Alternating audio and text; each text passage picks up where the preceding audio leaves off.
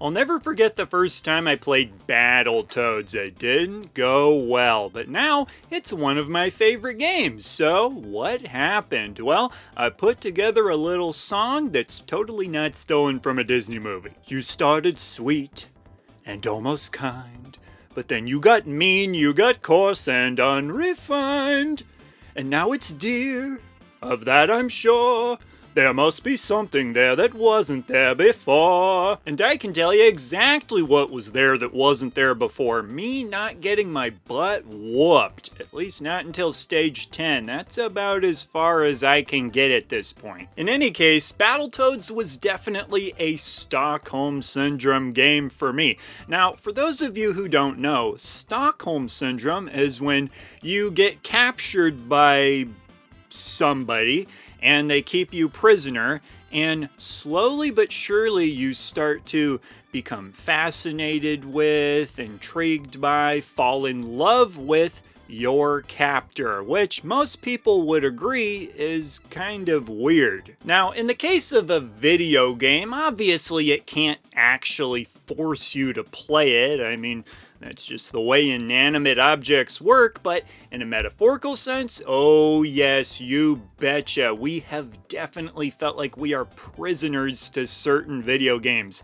And there's a whole bunch of different ways this can happen, to where we end up forcing ourselves to try to play and enjoy that game. The first example that I always think of came with renting games. Now, for the kids who don't know, us older folks used to do something called renting video games, where you'd pick up a game from a local store, you'd get to play it for a few days, and then you give it back when you're done. Now, when it came to renting games, these were big time decisions, where if you were renting a game on, say, a Friday and you'd have it through a weekend, what game you chose was what you were going to have that entire weekend, and you were prepared to ride or die with whatever that game was. So pick the wrong game and ooh, it could be a rough weekend. And you couldn't just not play the game. This was your chance to play something you didn't already own.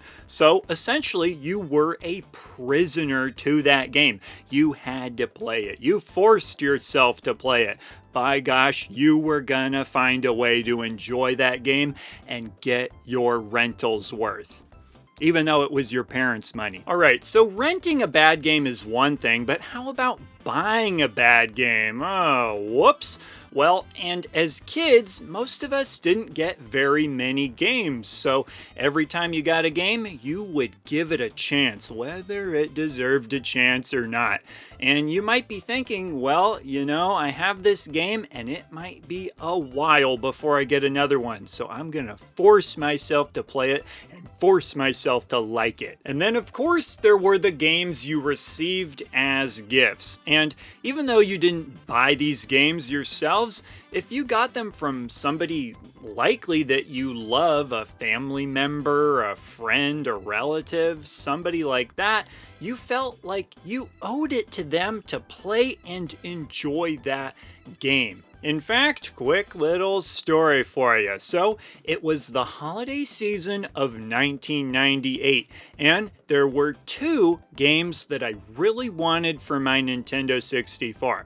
The first game was Legend of Zelda: Ocarina of Time, and the second game was Extreme G2. It was like Extreme G, but twice as extreme. How could I possibly go wrong? So, Christmas morning came, and lucky me, I got both of those games. Now, Zelda Ocarina of Time was pretty smooth sailing, all things considered, and I enjoyed that game a lot, but Extreme G2, I was really excited for that. I popped it in and I thought, oh, this isn't any good at all, dang it. Now, is Extreme G2 actually a good game or actually a bad game? I don't even know anymore at this point, but what I do know is that I forced myself to play that game and like it. And this went on for years. I remember like 3 years later, still popping in that game to play it. And I thought, gosh, aren't I just such a great son still playing this game all these years later that my parents bought for me? They'd probably forgotten by that point that they ever got it for me. But whether you got a game as a gift or not, if it's a game that you had really high expectations for, regardless of how you got it, you may force yourself to really try hard to like it because you want that game to live up to those high hopes that you had for it. And you think, well, I'm not enjoying this as much as I thought I would now, but maybe if I just push a little bit harder, I can get to that point. Okay, but then what about games that are difficult? I mean, I did mention Battletoads earlier, but when it comes to difficult games, it can be difficult in a couple different ways. The first way can be, the Battletoads kind of way, where it's just straight up frustrating. You know what you need to do, but it's just really hard to actually do it. And then the other kind of difficulty is the difficulty I like to call the what the heck do I do? Where the heck do I go difficulty, where you're just confused, and so that can be really frustrating in that kind of way. But in either scenario, even if you're not enjoying yourself, not having fun, you could still find yourself oddly compelled to figure out how to progress forward in the game. And maybe it's just not wanting to back down from a challenge. I mean, that game is in your home at that point. What are you going to do? Just have it sitting there laughing at you while you play something else? No, you gotta show that game who's boss, even though joke's on you because you're the prisoner to that game. Although, if you do end up going on to enjoy that game, then you're not really a prisoner anymore. You've freed yourself. The last scenario that I'd like to talk about is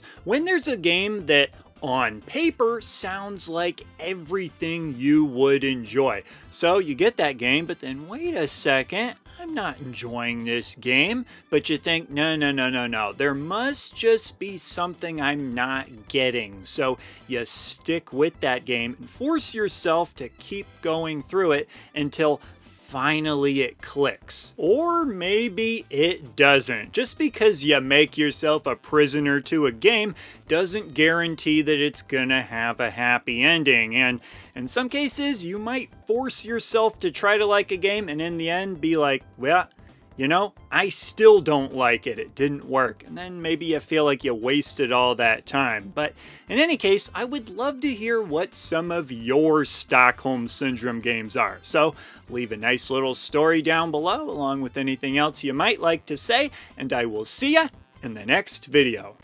He's the retro bird, yeah, and he's talking about video games. He's the retro bird, oh yes, and he hopes that you like